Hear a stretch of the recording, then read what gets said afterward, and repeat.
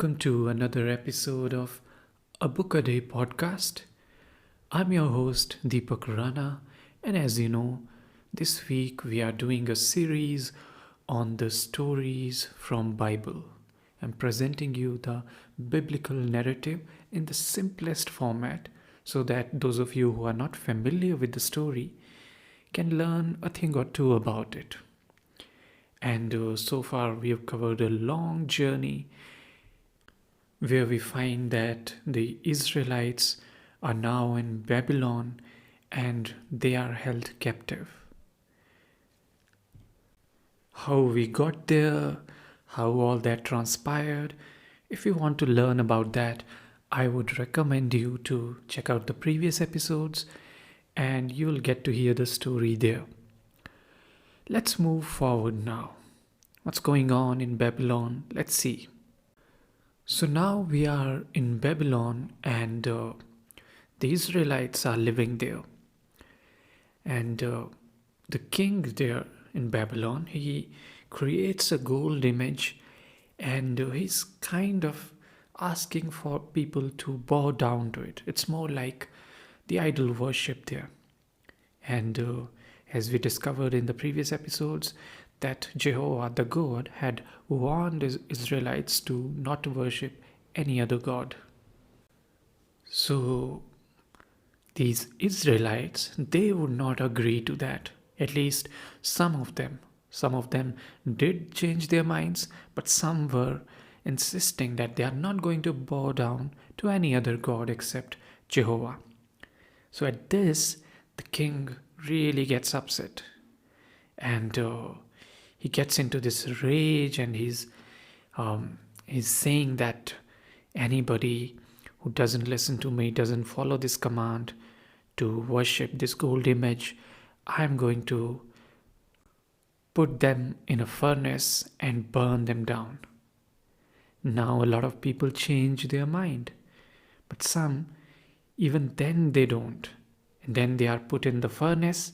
But then once again what happens is Jehovah the God interferes and saves their lives. So magically those guys that are put in the furnace, their lives are spared.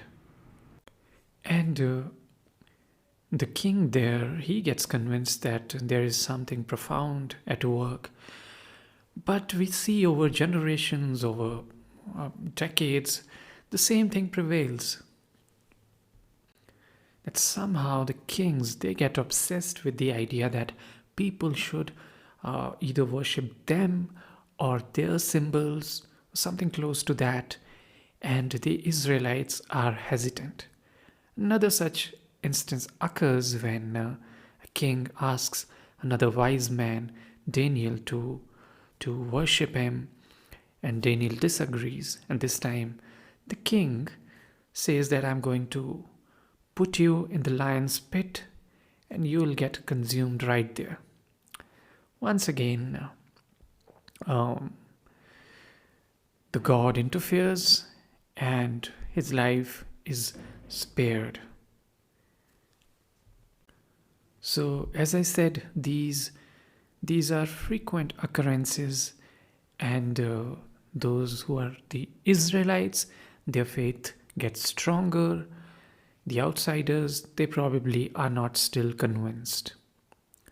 At the same time, one of these days, what happens is Daniel, who's the wise man, he narrates this Jehovah's prophecy to the kings and those noble people in the kingdom that this kingdom is going to get destroyed very soon. And as he's narrating that prophecy, what happens is there's an attack from the Persians into the Babylon. And turns out Cyrus the king, he has invaded there.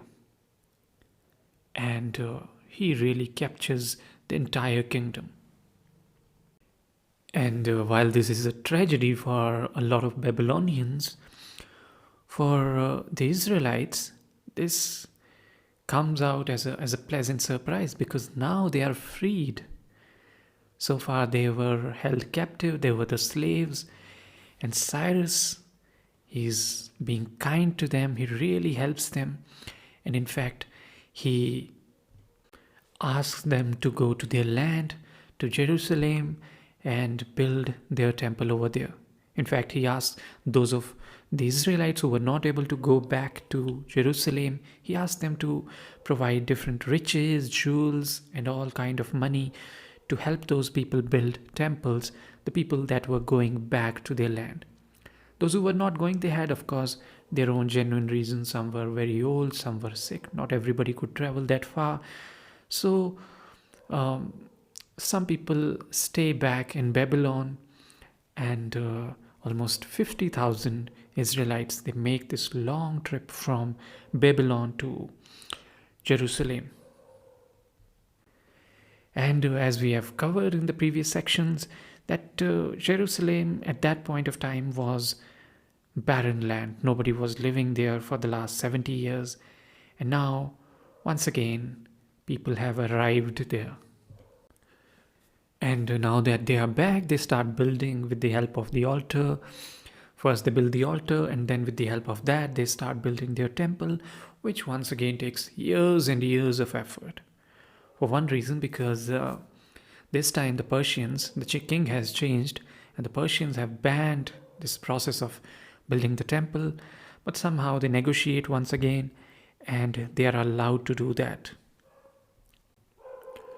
So they build the temple, they build the walls around it to protect their city, and everything comes back to normal again. Although things are not really the same as they were before Israelites were taken as prisoners to Babylon, but still they were fine. The challenge was that they were still under the control of the king of Persia, and while Jehovah had promised them that those Israelites, that they will have their own king, they will have their own guide, they were still away from this new guide. And this is where the Jewish story ends and the Christian story begins. Rather, it begins 450 years after this time that we are talking about. But this is the important time, because this is the most important birth of a baby, at least when we talk about Christianity. And you know who I'm talking about. So let's move on to that story. So as I said, from Jewish perspective, this is pretty much the story that ends here, and they are still waiting for that king, that Messiah. But for Christians, that person had arrived. Now, let's move on to that story. Now, we are talking about a beautiful woman called Mary, and she's an Israelite who lives in the town of Nazareth. And there's an angel, Gabriel, who comes and speaks to her. And it tells her that the God Jehovah is really pleased with her. And that is why God is going to give a wonderful thing to her, and she's going to have a baby soon, and she'll call him Jesus. But then she wonders that how is this going to be possible? She wasn't married, she hasn't had a relationship with a man. How could she have a baby?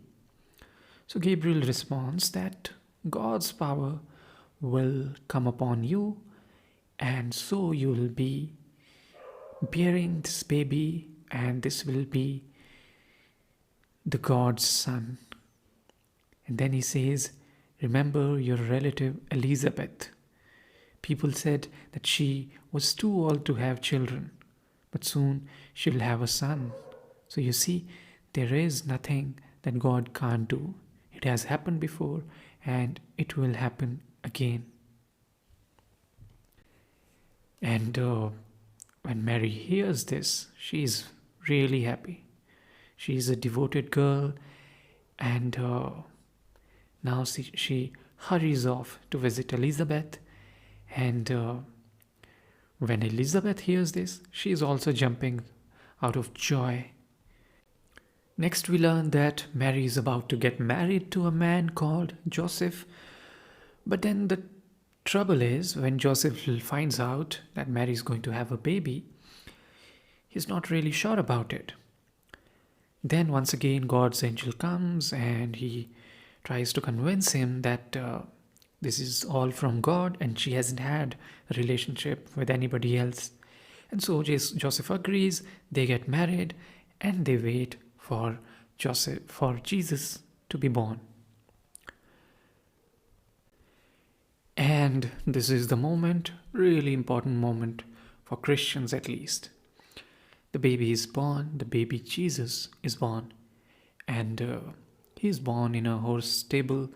And why is that? Because the ruler of Rome, Caesar Augustus, he had made a law, and according to that, Father Joseph, he had to return to his homeland. And when he goes there, he and his wife, they don't have a place to stay, they don't have a home, they don't have a room for themselves. And so they had to come there with animals and stay in a stable. And that's where Jesus is born. And everybody around them, shepherds, they come to see Jesus. They were in the fields at night taking care of the sheep, and suddenly they see this bright light shining all around them. It was an angel.